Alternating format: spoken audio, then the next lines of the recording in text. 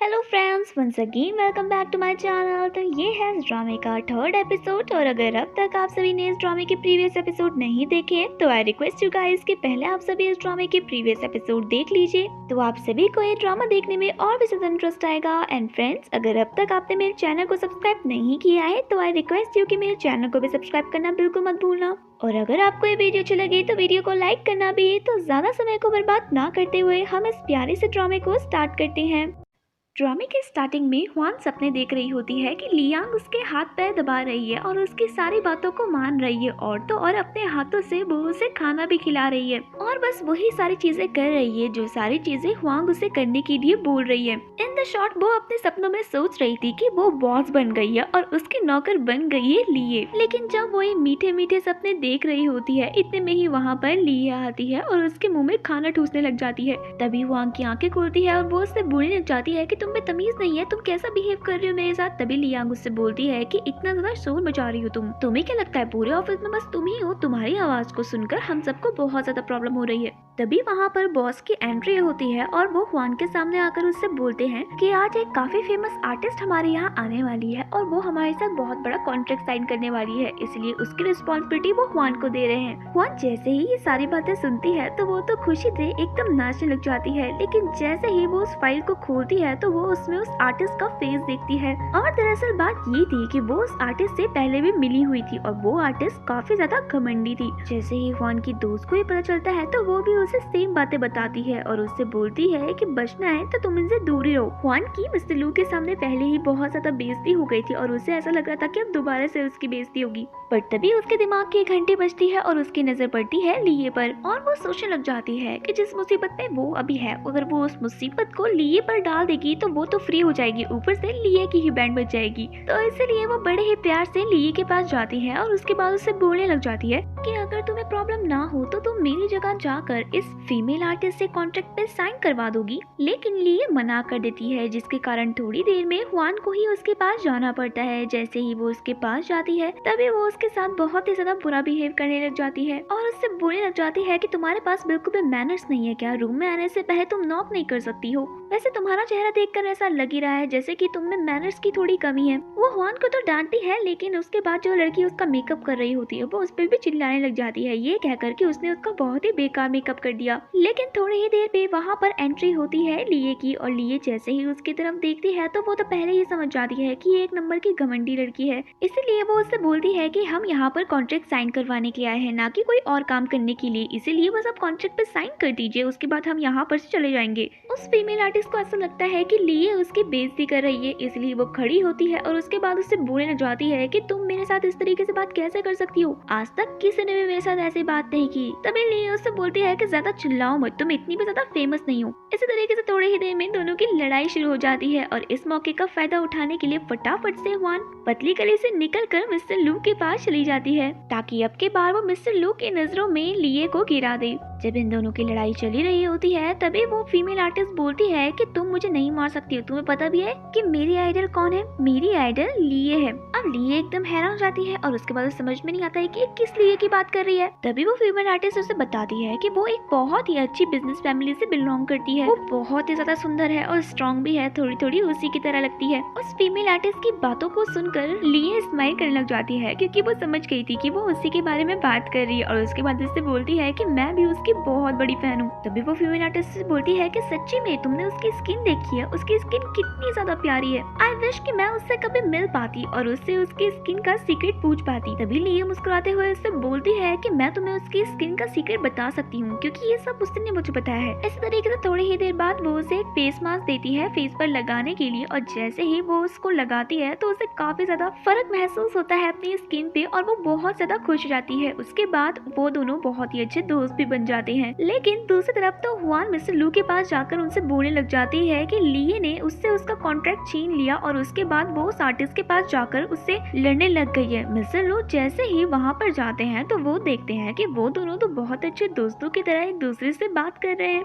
और तो और लिए ने बिना किसी नाटक के उस कॉन्ट्रैक्ट पर साइन भी कर दिया है। इन सारी चीजों को देखकर मिस्टर लू को हुआन पर बहुत ज्यादा गुस्सा आता है और उसके बाद वो उससे बोलने लग जाते हैं कि तुम अपनी लड़ाई में मुझे इंक्लूड मत करो, और हाँ, इन सब चीजों से ज्यादा अगर तुम अपने काम पर ध्यान दोगी तो ये तुम्हारे लिए ज्यादा अच्छा होगा। इन सारी चीजों को देखकर अब तो हुआन को लियांग पर और भी ज्यादा गुस्सा आता है और उसके बाद वो उसके चेयर पे जाकर ग्लू लगा देती है। लेकिन जब वो ऐसा कर ही रही होती है तभी वहाँ पर लिए आ जाती है और वो उससे पूछती है कि किसकी चेयर पर तुम ग्लू लगा रही हो। तभी वो उससे बोलती है कि लिए की। जैसे ही वो उसकी तरफ देखती है तो वो काफी ज्यादा घबरा जाती है और उसके बाद उसे सॉरी कहकर वहाँ पर से भागकर चली जाती है। थोड़ी देर बाद जब वो काम कर ही रही होती है तभी वहाँ पर एक लड़की ऑफिस में काम करने वाले एक आंटी पर जोर जोर से चिल्लाने लग जाती है, ये कहकर कि उन्होंने उसके बहुत ही एक्सपेंसिव शूज खराब कर दिए हैं। और जिस लेडी पर वो लड़की चिल्ला रही होती है वो लेडी होती है हुआन की मॉम। वो भागकर अपनी मॉम के पास जाती है और उसके बाद उस लड़की से कहने लग जाती है कि तुम्हारी हिम्मत कैसे हुई मेरी मॉम पे इस तरीके से चिल्लाने की। तभी वो लड़की हुआन से कहती है कि अच्छा ये तुम्हारी मॉम है, तभी तो ये इतनी ज्यादा बेवकूफ है। दूर से ही लिए ये सब देख रही होती है और उसे बहुत ज्यादा गुस्सा आता है। वो उस लड़की के सामने जाती है और उससे बोलती है कि अगर आज इस आंटी की जगह तुम्हारी मॉम होती तो क्या तुम उनसे भी इसी तरीके से बात करती। तो वो लड़की कहती है कि हाँ जरूर, क्योंकि मेरे शूज बहुत ज्यादा एक्सपेंसिव है और मैंने अपनी मेहनत की कमाई से इन शूज को लिया है। तभी लिए उससे बोलती है कि चलो अब इतना भी नाटक मत करो, तुम तो ऐसे बिहेव कर रही हो जैसा कि तुम कितनी ज्यादा अमीर होगी। लिए की बातों को सुनकर उस लड़की को और भी ज्यादा गुस्सा आता। वो उससे बोलती है कि वो उसे बात नहीं बताएगी। ऐसा ही कहकर वो वहाँ पर से चली जाती है। आज जब लिए ने हुआन की मदद की तो हुआन को अपनी गलती का एहसास होता है और उसके बाद वो लिए के पास आकर उससे माफी मांगती है और उससे बोलती है कि आज तक उसने जो भी उसके साथ किया है वो उसने बहुत गलत किया है, लेकिन वो उसे प्रॉमिस करती है कि आज के बाद वो ऐसा कुछ भी नहीं करेगी। पहले तो लिए उसके बिहेवियर को देखकर काफी ज्यादा हैरान होती है, लेकिन उसके बाद वो उससे बोलती है कि कोई बात नहीं, मैंने तुम्हें माफ किया, बट आई होप कि आज के बाद तुम ऐसा दोबारा से कुछ भी नहीं करोगी। नेक्स्ट डे मिस्टर लू अपने साथ एक बच्चे को लेकर आते हैं जो कि उसका कजन होता है, और जैसे ही वो दोनों ऑफिस में एंटर होते हैं तो पूरे ही ऑफिस में ये रूमर फैल जाती है कि उनका बच्चा है वो। अब जब ये सारी बातें लिए सुनती है तो उसे तो समझ में नहीं आता है, क्योंकि उसकी फियांसे तो वो थी, अब तक उसकी शादी भी नहीं हुई थी, तो बच्चा कहाँ से आ गया उसका। लेकिन तभी वहाँ पर एक लड़की बैठी होती है और वो बोलने लग जाती है कि अमीर लोगों का कुछ भी भरोसा नहीं होता है, क्या पता ये बच्चा मिस्टर लू की दूसरी वाइफ का हो। इधर लिए भी उसकी बातें सुन रही होती है और उसकी बातों को सुनकर वो एकदम हैरान हो जाती है और सोचने लग जाती है कि जब इसका बच्चा ही था तो ये इससे एंगेजमेंट क्यों करना चाहता था। लेकिन इतने में ही वहाँ पर एक लड़का आता है, वो उसे बताता है कि मिस्टर लू उसे ऑफिस में बुला रहे हैं। थोड़ी ही देर में जैसे ही वो ऑफिस में जाती है तभी मिस्टर लू उसे बताते हैं कि आज उसे पूरे दिन भर इस बच्चे का ख्याल रखना पड़ेगा, क्योंकि उन्हें किसी बिजनेस के काम से बाहर जाना है। जहाँ मिस्टर लू से ये सारी बातें बोलते हैं उधर ही लिए सोच रही होती है कि बच्चा तुम्हारा है तो इसका ख्याल मैं क्यों रखूं। लेकिन तभी मिस्टर लू उस बच्चे से बोलते हैं कि आंटी को ज्यादा परेशान मत करना, और ऐसा ही कहकर वो वहाँ पर से चले जाते हैं। अब तक तो वो बच्चा एकदम गुड बॉय की तरह बिहेव कर रहा था, लेकिन मिस्टर लू के जाने के बाद तो उस बच्चे के मानो एटीट्यूड में ही चेंज आ गया था और वो अपने आप को ही उस कंपनी का बॉस समझने लग जाता है। और उसके बाद लिए से बोलने लग जाता है कि जल्दी से मेरे लिए एक गिलास दूध लेकर आओ। उसके बिहेवियर को देखकर तो लिए एकदम हैरान जाती है और उसके बाद उससे बोलने लग जाती है कि अब तक तो बड़े अच्छे बच्चे बनने का नाटक कर रहे थे और अब देखो कैसे जुबान लड़ा रहे हो। तभी वो बच्चा उससे बोलता है कि शायद तुम भूल गई हो कि आज के लिए मैं ही तुम्हारा बॉस हूँ, और वैसे भी अगर तुमने मेरा ठीक से कहना नहीं माना ना तो मेरे अंकल तुम्हारी बैंड बजा देंगी। जैसे ही लिए ये सुनती है तो उसे पता चलता है कि वो तो उसका कजन है, तो इस बात से वो बहुत ज्यादा खुश हो जाती है और उसके बाद बड़े ही प्यार से उस बच्चे के साथ बातें करने लग जाती है। लेकिन उस बच्चे के तेवर अभी भी कुछ कम नहीं होते हैं। दूध पीने के बाद वो लिए को अपने सामने बैठने के लिए बोलता है और उसके साथ गेम खेलने के लिए बोलता है, तो लिए तो उसकी बात मान जाती है और उसके साथ गेम भी खेलने लग जाती है। लेकिन थोड़ी ही देर में वो बच्चा अपनी दादागिरी दिखाते हुए लिए को अपनी नोटबुक्स देता है और उसके बाद उससे अपना होमवर्क कंप्लीट करने के लिए बोलता है। तो लिए उससे बोलने लग जाती है कि बच्चे तुम्हारा ज्यादा हो गया है, होमवर्क तो तुम्हें खुद ही करना चाहिए। तभी वो बच्चा लिए से बोलता है कि शायद आप भूल गई हैं कि मैं आपका बॉस हूँ और बॉस का हर ऑर्डर मानना उसके एम्प्लॉय का काम है। तभी वो बच्चा उससे बोलता है कि शायद आपको मेरी बुक्स के क्वेश्चन आंसर्स नहीं आएंगे, इसलिए तो आप मेरा होमवर्क नहीं करना चाहती हैं। तो लिए उससे बोलती है कि तुम्हें पता भी है कि अपने स्कूल टाइम में मैं हमेशा टॉप किया करती थी। तो वो बच्चा उससे बोलता है कि अच्छा ठीक है देख लेते हैं। इसी तरीके से वो एक के बाद एक उससे बहुत सारे क्वेश्चन पूछता है जिसका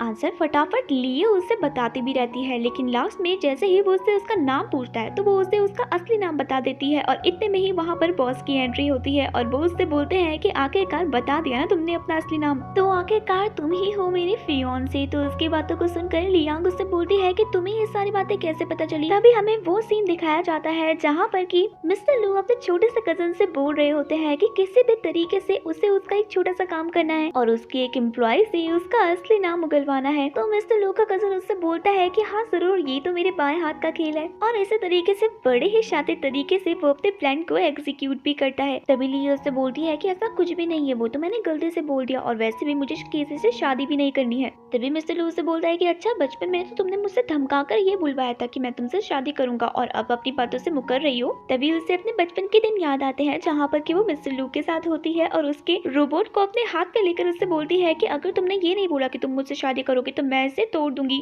तो बेचारा मिस्टर लू रोने लग जाता है और उसके बाद उसे शादी करने के लिए हाँ भी बोल देता है। तभी लिया उससे बोलती है कि अच्छा, वो लड़के तुम हो। तो मिस्टर ली मुस्कुराते हुए उससे बोलते हैं कि हाँ। इतने में ही वो छोटा बच्चा मिस्टर ली को लिए के ऊपर धक्का दे देते हैं, जिसके कारण वो दोनों ही क्लोज आ जाते हैं। ऐसा करने के बाद वो तो अपनी आंखों को बंद कर देता है और बोलने लग जाता है कि बच्चों को ये सारी चीजें नहीं देखनी चाहिए। और इसी तरीके से यहीं पर ही हमारा आज का एपिसोड खत्म हो जाता है। तो चलिए दोस्तों, आज के लिए बस इतना ही। बाकी का ड्रामा मैं आप सभी को नेक्स्ट एपिसोड में सुनाऊंगी। तब तक के लिए बाय।